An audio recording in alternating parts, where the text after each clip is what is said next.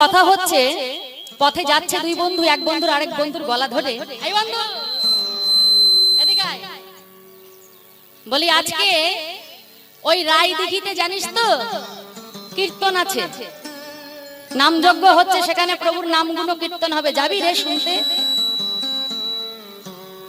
এখন আরেক বন্ধু, দ্বিতীয় বন্ধু বলছে, বন্ধু রে যাবো তো ভাবছিলাম, কিন্তু কালকে তো দোল, হ্যাঁ এই বন্ধু বান্ধব মিলে আমরা একটু চিন্তা ভাবনা করেছি, আজ ওই বড় যে মলটা আছে ওইখানে বন্ধু বান্ধব সবাই বড় বড় আর্টিস্ট নিয়ে আসছে, হ্যাঁ সেখানে গিয়ে আজ একটু ওদের সাথে একটু আনন্দ করতে হবে। যাবার ইচ্ছা ছিল কিন্তু যেতে পারছি না, তুই যা, আমি একটু আজকে ওই দিকটা ঘুরে আসি, পরে একদিন যাব। এখন এক বন্ধু গেল রঙ্গনৃত্য দেখতে, আরেক বন্ধু এসেছে হরিবাসরে, হরিবাসরে কীর্তন হচ্ছে, এসে বসেছে।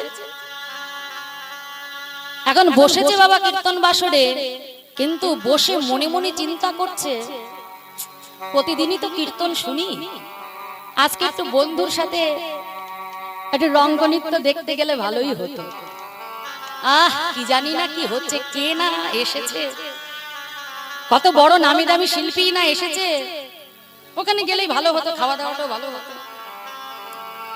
ওখানে গেলেই ভালো হতো। পরে নাই কীর্তন শুনতাম, কীর্তন তো প্রতিদিন হয়। দেখো বসে আছে কিন্তু হরিবাসরে, মনটা আছে কোথায়? ছায়া ছবি দিকে মন পড়ে আছে কিন্তু ওই রঙ্গনৃত্যে। আর এই রঙ্গনৃত্যে যে বন্ধু গিয়েছে, সেই বন্ধু মনে মনে চিন্তা করছে, হাই রে আমি এসেছি এই রঙ্গনৃত্য দেখতে, আর আমার বন্ধু সে কিনা ওই হরিবাসরে গিয়ে সাধুগুরু ভক্ত সঙ্গ করে প্রভুর নাম গুণানুগুণ কীর্তন শ্রবণ করে কতই না পুণ্য অর্জন করছে। আমি যদি এইখানে না এসে আমার বন্ধুর সাথে হরিবাসরে যেতাম, ওপারে যাবার পথটা একটু হলেও তো পরিষ্কার হতো। মনটা পড়ে আছে বন্ধুর হরিবাসরে, বসে আছে কিন্তু রঙ্গমঞ্চে। এখন কি হয়েছে, দুই বন্ধুর সঙ্গে যখন কথা হলো, দুই বন্ধু দুদিকে গেল, যাবার সময় বলল, বন্ধু একটা কাজ করিস, কীর্তন তো 12টার সময় শেষ হয়ে যাবে, তুই কিন্তু 12টার সময় এই রাস্তার মোড়ে এসে দাঁড়াস, যাবার সময় একসঙ্গে দুই বন্ধু ঘর যাও। এখন ঠিক কথা মতন সময় মতন ওই বন্ধু রাস্তার মোড়ে এসে দাঁড়িয়েছে, দ্বিতীয় বন্ধু রাস্তার মোড়ে এসে দাঁড়িয়েছে। মা দুই বন্ধু গল্প করতে করতে ঘরে যাচ্ছে, এমন সময় প্রবল গর্জন, প্রবল বর্ষণ, বজ্রপাতে দুই বন্ধুর মৃত্যু হয়ে গেল। যেই দুই বন্ধুর মৃত্যু হয়ে গেল, যে বন্ধু হরিবাসরে ছিল সে গেল জমালয়, আর যেই বন্ধু ওই রঙ্গমঞ্চে ছিল সে গেল কোথায়? সে গেল ওই বিষ্ণু লোকে।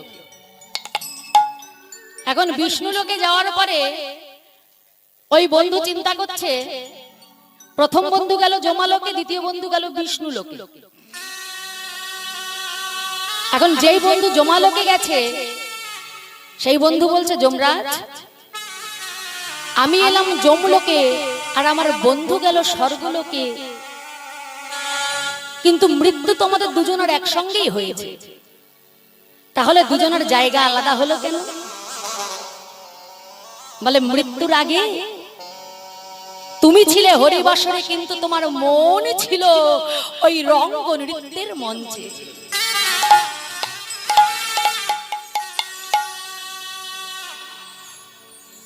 আর তোমার বন্ধু সে ছিল রঙ্গনৃত্যের আসরে, কিন্তু তার মন পড়েছিল এই হরিবাসরে।